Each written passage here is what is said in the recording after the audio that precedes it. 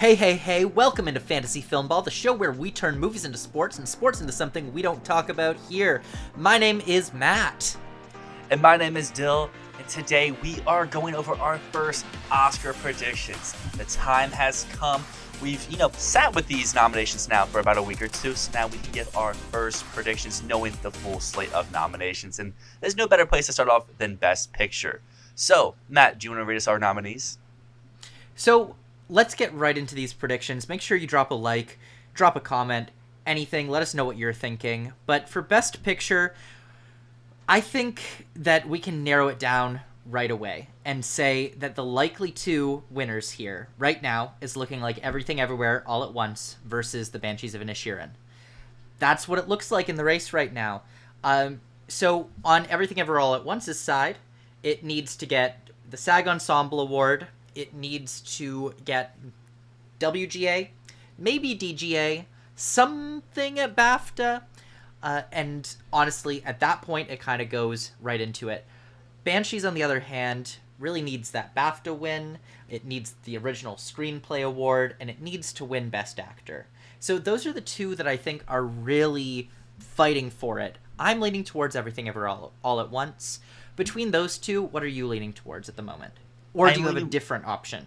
I'm leaning more towards Everything Everywhere at this very moment. However, like you said, if Banshees takes BAFTA, if Farrell takes actor, if it gets screenplay, it starts to build up. Condon could win supporting actress, and there you go. There's a package. However, look at this slate of 10. I think there are some others that do have a shot to win. But if you're being realistic, Women Talking, Triangle of Sadness, and Avatar, all three have a 0% chance of winning Best Picture. Everything else, though, I can see an angle. Some are very small, but there's still a shot. Like All Quiet on the Western Front could overperform. It could win Adapted Screenplay right there. That's a way into Best Picture. Elvis has a potential to win like 5 Oscars, and at that point, it's like picture can't be that far off, even though you could point to Dune last year, like, well, Dune wasn't top 4. And then The Fabelmans, everyone's presumed frontrunner for the longest. It seems to be dying, but you never know. A preferential ballot, this could perform very well. Tar overperformed on nomination morning. It still feels like a movie that's too cold to me to take away the big prize. And Top Gun Maverick is the very populist choice that could bode amazingly on a preferential ballot. However, in Miss Director and in Miss Actor. So those are two very big setbacks on top of the cinematography snub. So I agree. I think it's Banshees versus Everything Everywhere. I recently just rewatched Banshees. I liked it a lot more, and maybe some viewers who weren't, or voters that is, that weren't as high on it the first time could feel the same. But still, my heart just lies with Everything Everywhere because of what you mentioned. Screenplay, supporting actor, possibly lead actress, a technical, and at that point, director can't be that far off either. Mm-hmm. On the other hand, from you, I also rewatched Banshees. I was a little bit lower on Banshees this time around. And the thing that I was left with is the Academy really going to vote for Best Picture something that is this dreary, this sad, this depressing? It leaves you with so little hope. It just pounds you into the ground with... I watched it with my fiance, and she really just did not like the movie. She thought it was way too relentlessly depressing, as though the writers just were trying to punish the audience.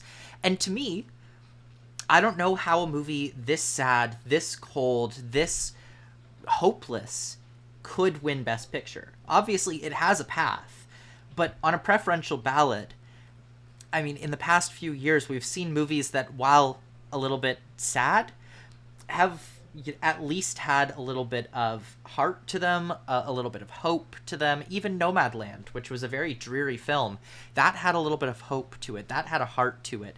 And Banshees, I'm not sure if I would say exactly the same. It's very funny, it's very smart, but I don't know if it's going to captivate people, and I don't know if it's going to have the heart that's going to perform well on a preferential ballot the way that Coda or Parasite or Green Book even did. This feels more like a Roma to me than it does a Green Book.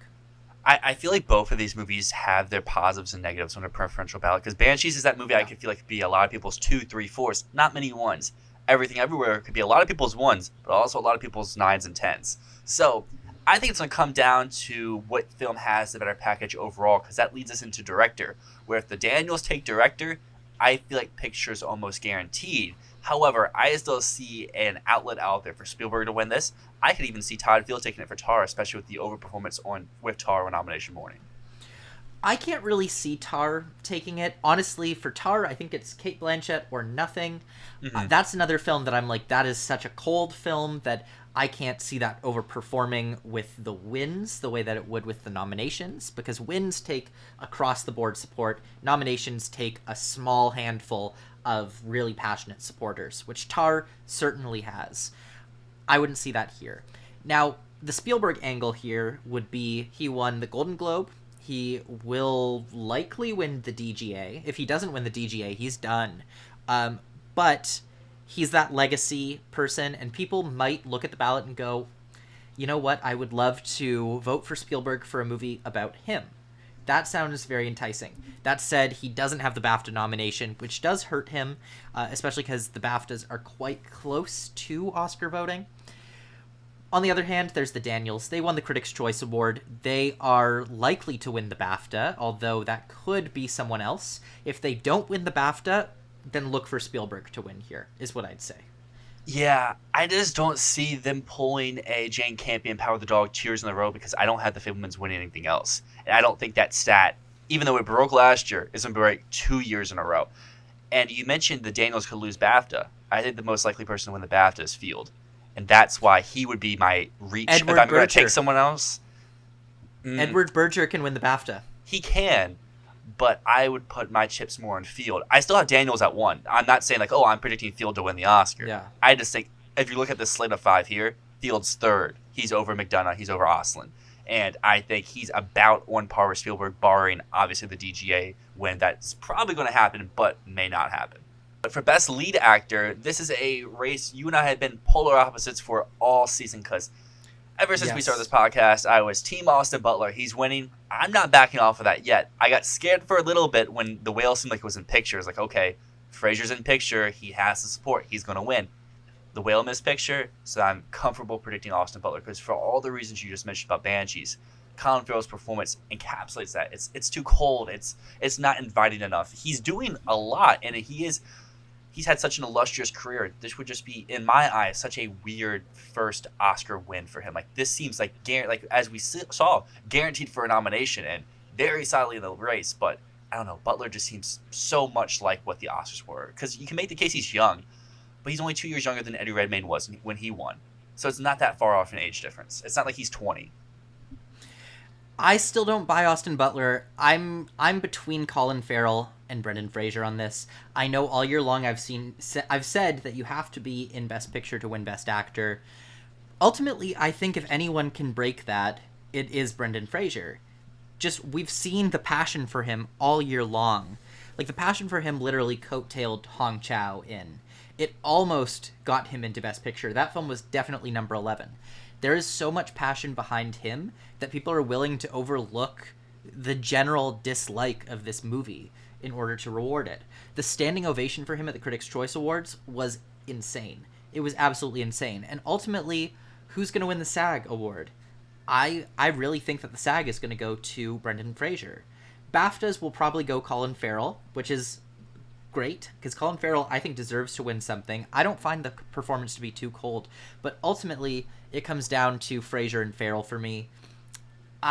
Maybe I'm in denial about Austin Butler here, but again, he's such a fresh face, such a new performer. Even Eddie Redmayne, when he won at the time, you knew him. He wasn't like a completely fresh face. He'd just been in Les Mis in a prominent role. He'd just done My Week with Marilyn with Michelle Williams.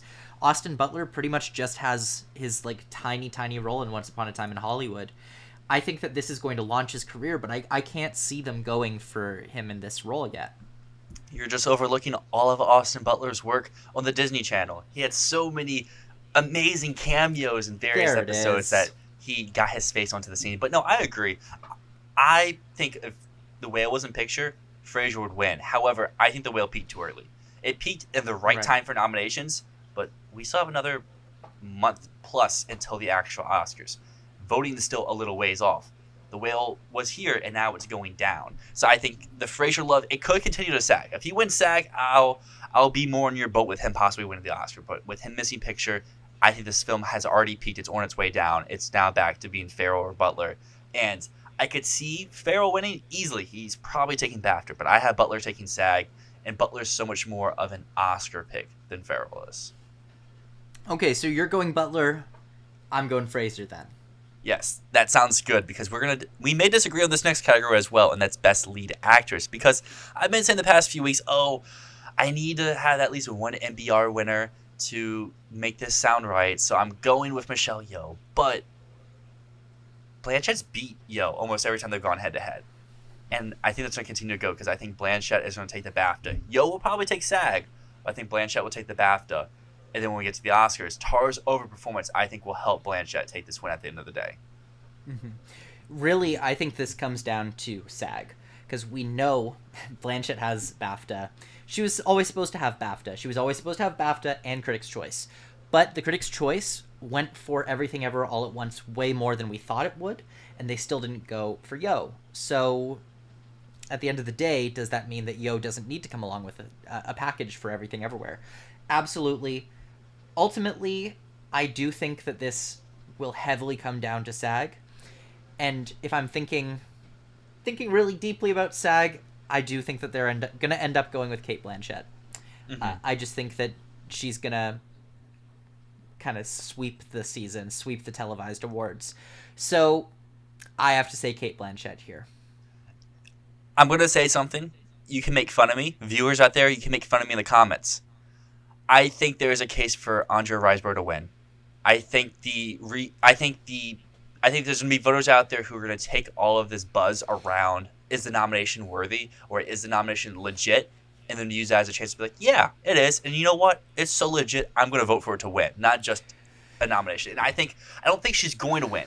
But like I made the case for field and director, I think there will be a little pocket there that will vote. And maybe if Blanchett and Yeoh are really 50-50, it could be 33-33-33, and then one has to have a 34, and there you go.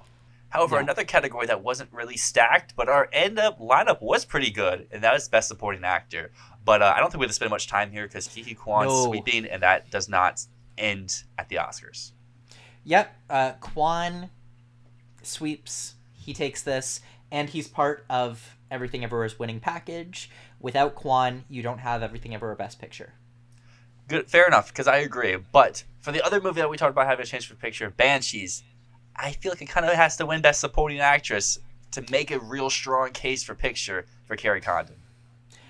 I don't necessarily agree. I think at BAFTA, if we don't see Carrie Condon win, that's a really bad sign for the movie's trajectory overall. Mm-hmm. But I don't think that she needs to at the Oscars. She's, without a doubt, going to be number 2 in the votes. Ultimately, I think that Banshee's winning package truly is picture, screenplay, actor. I don't think you need supporting actress. And that's why I don't have supporting actress here. I have Angela Bassett. I also have Bassett at 1, but I don't know, because I could see a world where Everything Everywhere All at Once gets director, actress, supporting actor. Banshees could maybe get actor, supporting actress, screenplay. And then it's like a 50-50 split for who you go in picture. That would be a really interesting, if the night's going like that, where it's a 3-3 split, where do you lean for picture? If Banshees has Condon, Farrell, and screenplay, but Everything Everywhere has Kwan, Yeoh, and director. Right. That would be very tricky, but I don't think it's going to be as clean-cut, 50-50 as that. I think it's going to be much more tilting to one side or the other. Most likely. But with Bassett, I think the argument for her, she won Golden Globe, she won Critics' Choice, she's going to win SAG. All Condon has is BAFTA, which could also go Bassett. I mean, the fact that Bassett made BAFTA should show that she's for real. That a movie where the first one that was in Best Picture couldn't get a single nomination, that she was able to overcome that and make it in at BAFTA. Well, I just mentioned this before, but I guess we have to address it now. Best Original Screenplay, Everything Ever All at Once, Banshees. What are you taking here? I'm taking Everything Everywhere All at Once. I mean, it's going to win the WGA. Obviously, Banshees is not eligible for the WGA, but Everything Everywhere still is going to have that momentum. We're going to hear them speak.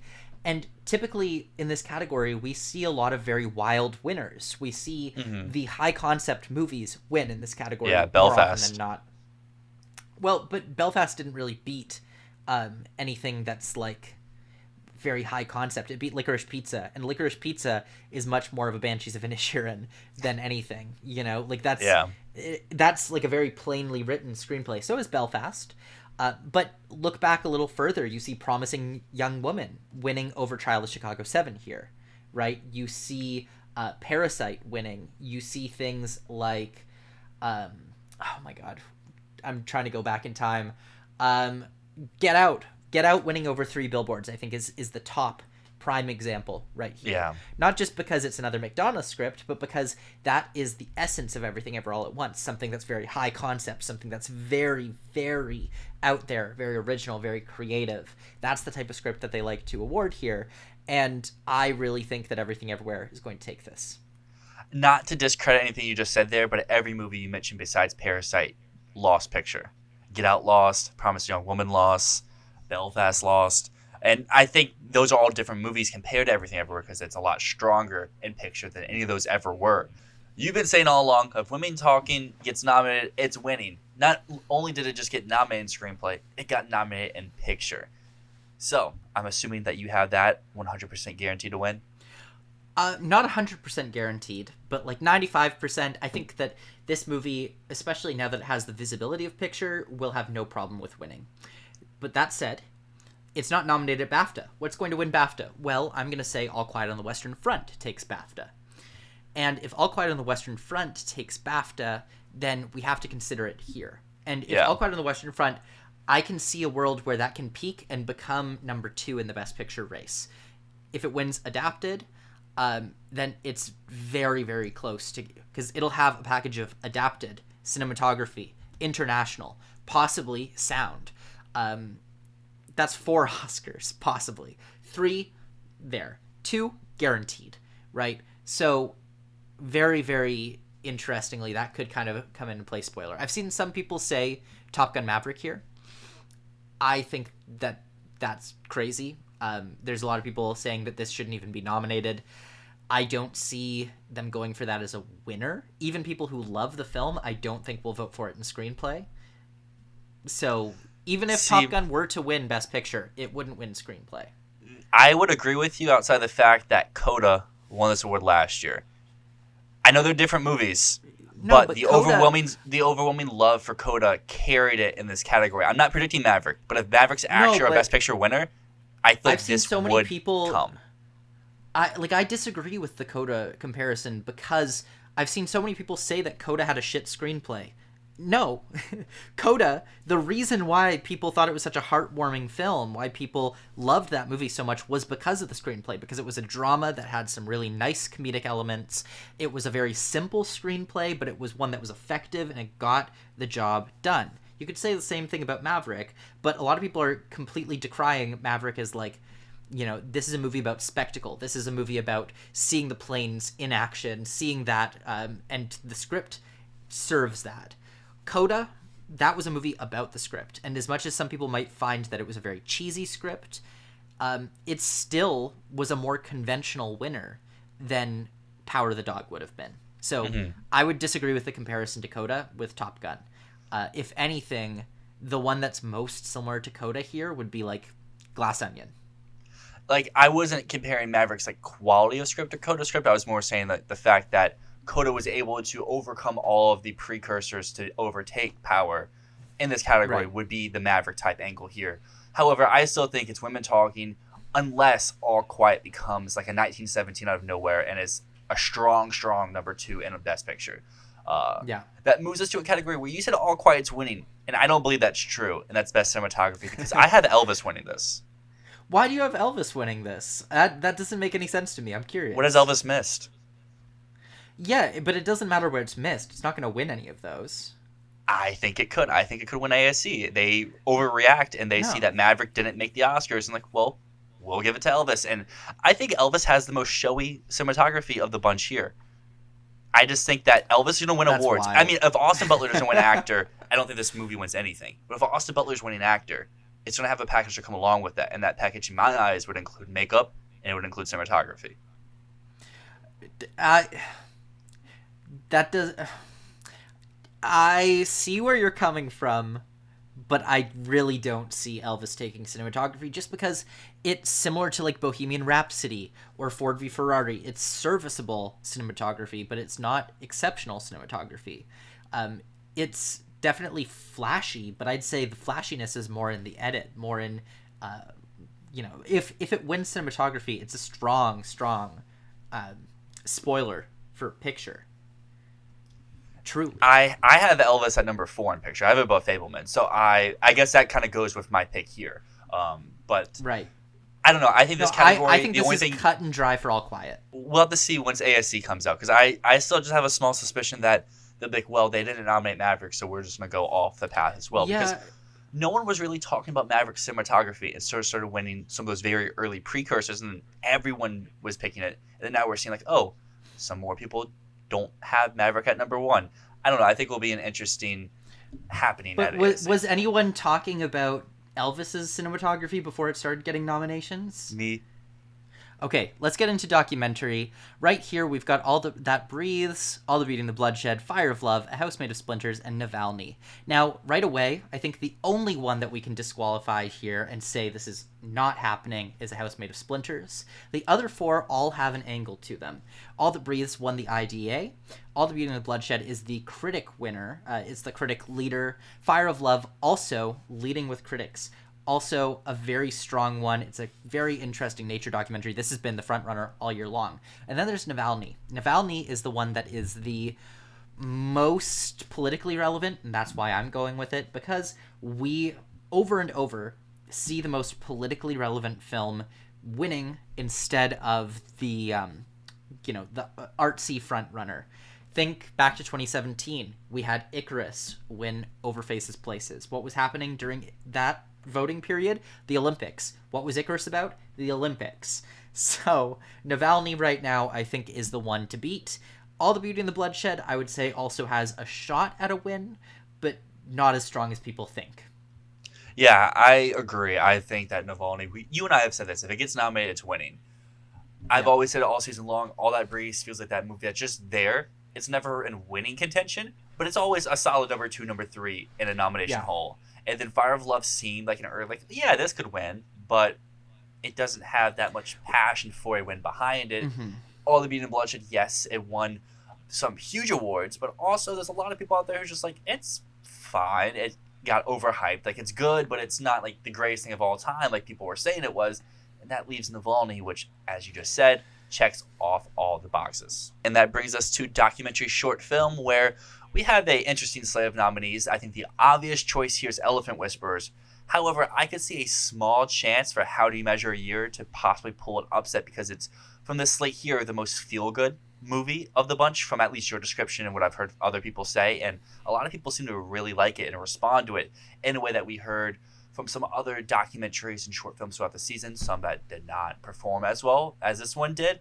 However, I'm still going to go with Elephant Whisperers. I don't want to predict an upset when there's no need to, because the obvious one's right there. I am going to predict an upset, and I'm going to say Stranger at the Gate. And the reason that I want to go Stranger at the Gate here is because, I mean, How Do You Measure a Year? Yes, it is a feel-good movie, but at the same time, it's really just one angle. It's a girl sitting on a couch answering questions for 26 minutes. It's an incredibly sweet film. It's my favorite in the category. It would be my vote. However, Stranger at the Gate is a real feel-good one. And the Oscars often go for the misguided feel-good movie. For example, just a few years ago, we had Skin win in the live-action short category. That was a film that a lot of people said was horribly misguided because it was like giving a voice to white supremacists in it. Stranger at the Gate kind of does the same thing. It's a film about a white supremacist who comes back from war, and he decides that he's going to go to his local mosque and set up a bomb and kill all of the Muslims that are there. And then he ends up being met with open arms, and he ends up deciding that he's going to convert to Islam. That's the type of story that feels like a winner in this category. And the documentary short film category, this one often goes where we don't think it will. In past years, I had Colette. I had that last place going into the, Oscar night. I had that last place, and then it ended up winning. And then there was also the year that Heaven is a Traffic Jam on the 405 one. I had that very low on it. But ultimately, it's the topic again. And Elephant Whisperers is a beautiful film, but it doesn't have a topic that makes it feel like a winner. We even saw a few years ago with Learning to Skateboard in a War Zone If You're a Girl. It has a topic behind it. They go with topics rather than short films, and Stranger at the Gate feels like a topical film versus Elephant Whisperers, which is a beautifully shot nature documentary, How Do You Measure a Year, which is a very sweet personal film. The Martha Mitchell Effect might also have a possibility because there was just a TV show with Martha Mitchell on it.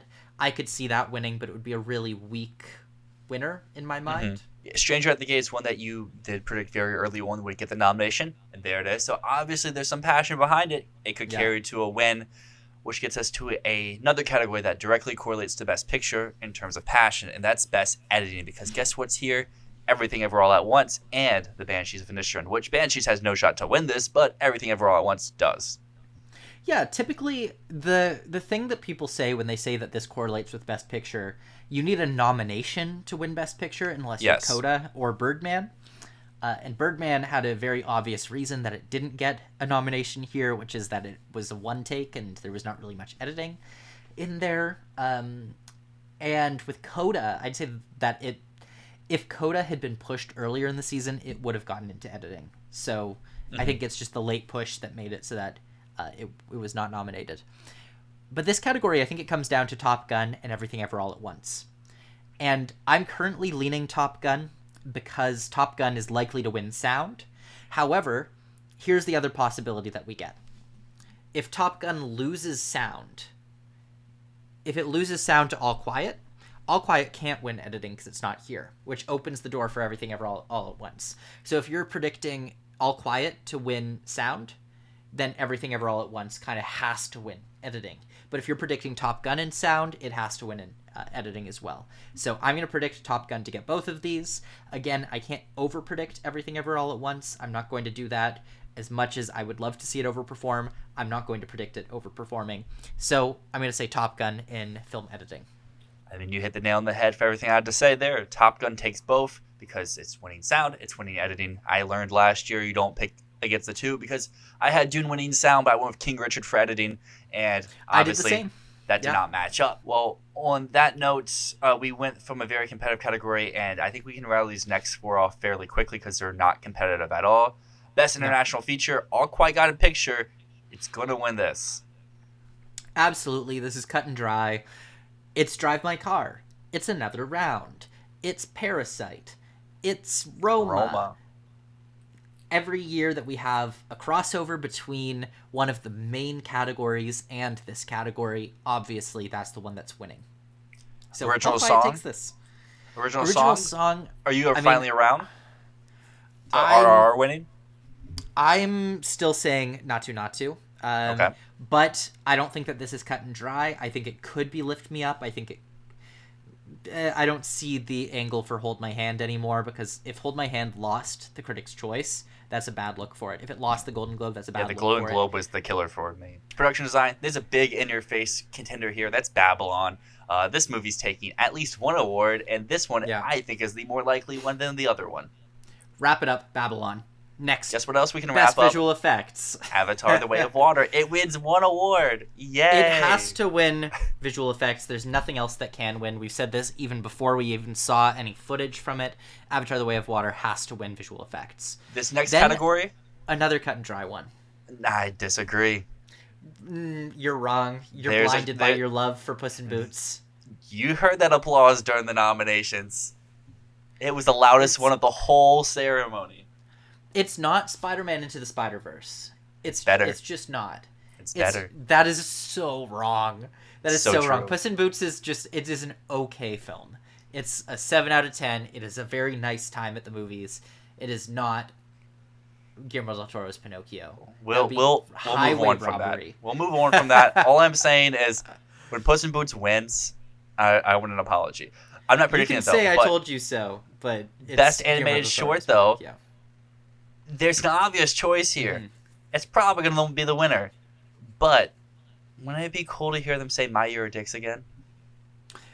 No way. I know it won't. But The Boy, the Mole, the Fox, the Horse is our winner. But, there's... Who I knows? actually disagree. I think it's going to be Ice Merchants. Okay.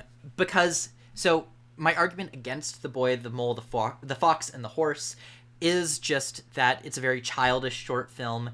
Usually with this category, we don't see things that are, like, outrageously made for kids.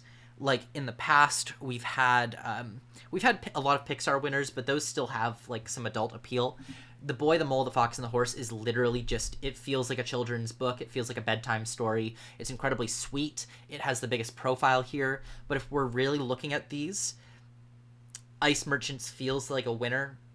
Not just because, I'm not just trying to be biased. I also really love The Boy, the Mole, the Fox, and the Horse.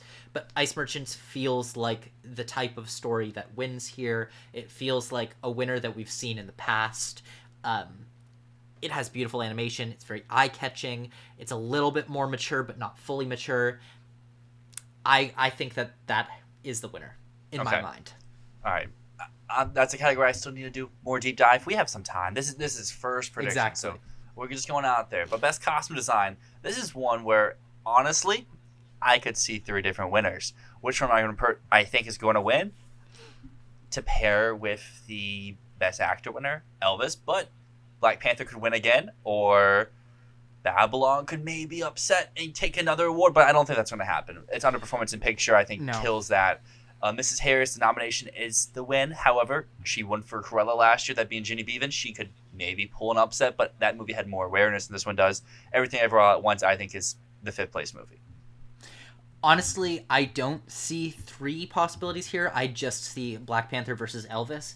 And honestly, if I were to rank all of these categories in terms of difficulty predicting, this is the hardest one. This feels like a coin toss between Black Panther and Elvis.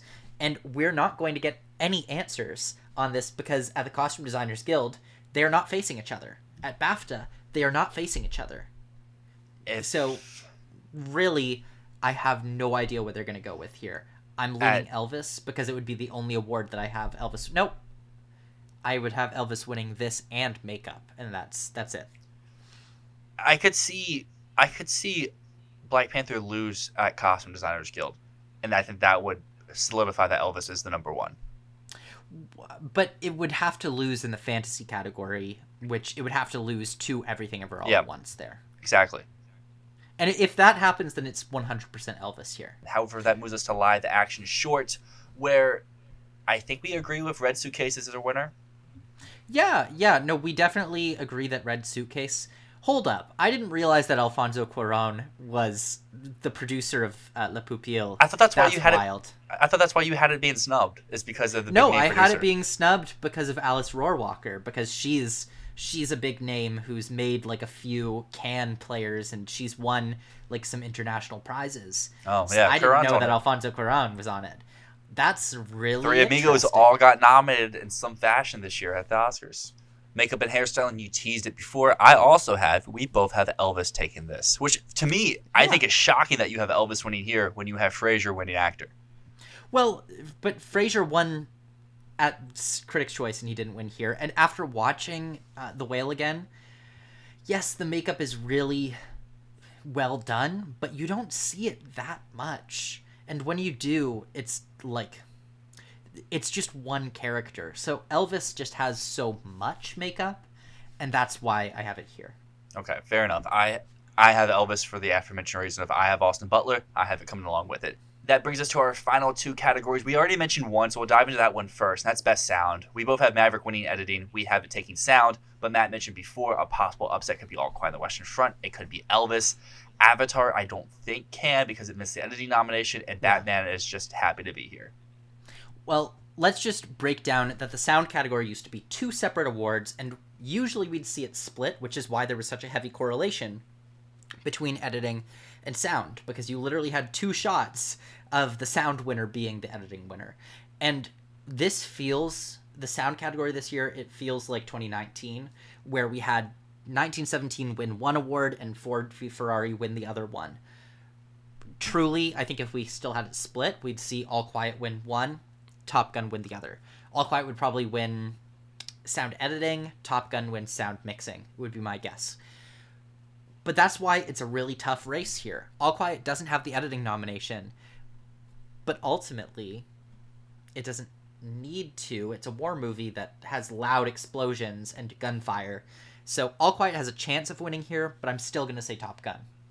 And our final category is Best Original Score. I still have Babylon. I think I'll probably ride that into the end, even if BAFTA goes with All Quiet, even if it seemed like everyone's just going to give it to John Williams for the Fablemans because he deserves it before he goes out. But like I said, I'm just going to ride Babylon to the end. If I die on the ship, I die. I'm going to say the same thing, but I think that John Williams, just the fact that he's here makes me a little bit worried that he could win. And I say that loving John Williams, loving his career, loving his work. He's the ultimate sound, not ultimate sound, he's the ultimate movie composer.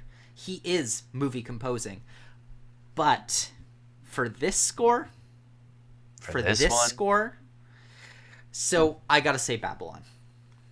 Well, that wraps up our first predictions here after the Oscar nominations. We went through every category, so I'm sure people who made this far in the video, you have something that you definitely disagree with us for. So let us know in the comments.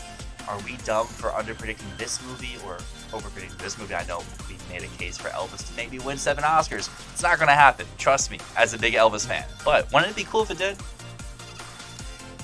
No, it wouldn't. But anyways, thank you for watching. Thank you for subscribing. My name's Matt. And my name's Dyl, and this is Fantasy Filmball.